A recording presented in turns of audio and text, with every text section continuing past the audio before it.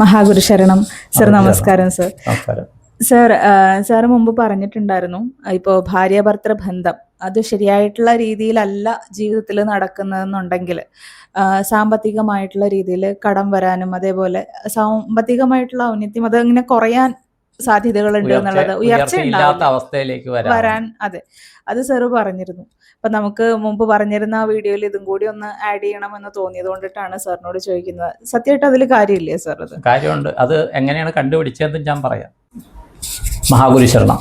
അപ്പോൾ ഇതിലൊരു കാര്യം എന്ന് വെച്ചാൽ, എനിക്കിത് വലിയ അറിവൊന്നുമില്ലായിരുന്നു. പക്ഷേ ഒരു വ്യക്തി, ഞാനുമായിട്ട് നല്ലൊരു ഫാമിലി ഫ്രണ്ട് എന്നുള്ള രീതിയിൽ പറയാം, അദ്ദേഹം കുറച്ച് ഉപാസനകളുള്ള ആളാണ്, ഒരു ഗവൺമെൻറ് ജോലിക്കാരനാണ്. ഇദ്ദേഹത്തിൻ്റെ വീട്ടിൽ ഞാൻ പോയി.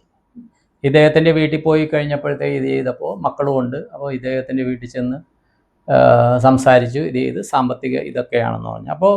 അപ്പോൾ എനിക്ക് തോന്നി, വെറുതെ ചോദിച്ചു, നിങ്ങൾ എവിടെയാണ് കിടക്കണമെന്ന് ഞാൻ ചോദിച്ചു.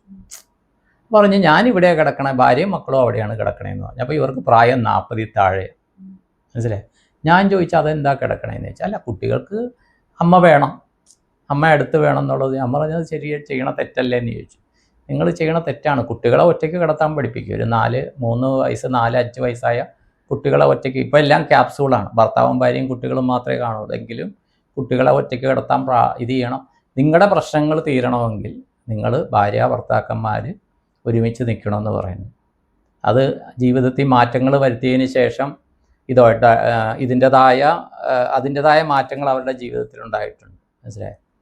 കാര്യം അത് ഒരു സൂചന അവർക്ക് കൊടുക്കാനായിരിക്കും അവരുടെ വീട്ടിൽ ദൈവം എന്നെ എത്തിച്ചത്. കാര്യം ഞാൻ നോക്കുമ്പോൾ ഉപാസനയിൽ എന്നെക്കാളും കൂടുതൽ ഉപാസനകൾ ചെയ്യുന്ന ഒരു ഫാമിലിയാണ് അവർ.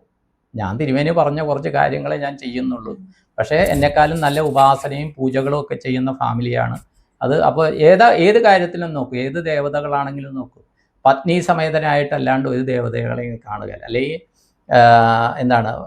പതി സമേതയല്ലാതെ ഒരു ദേവതയും കാണുകയില്ല. ഇല്ലാത്തത് പരാശക്തി മാത്രമേ ഉള്ളൂ. അപ്പോൾ അതുകൊണ്ട് നിങ്ങൾക്ക് സാമ്പത്തികമായിട്ട് ഉന്നമനം നടക്കണോ, അത് ദാമ്പത്യബന്ധം നല്ല രീതിയിൽ പോകണം. വേറൊരു കാര്യം എന്ന് പറഞ്ഞാൽ, നമ്മുടെ എന്ത് ആഗ്രഹങ്ങളും സൃഷ്ടിയാണ്. ഏറ്റവും ആദ്യത്തെ സൃഷ്ടി വരുന്നത് എന്താ പറഞ്ഞു കഴിഞ്ഞാൽ, ഇപ്പോൾ കുട്ടികളുണ്ടാകുക, അല്ലെങ്കിൽ ആ ഒരു ഇതിലാണ് വരുന്നത്.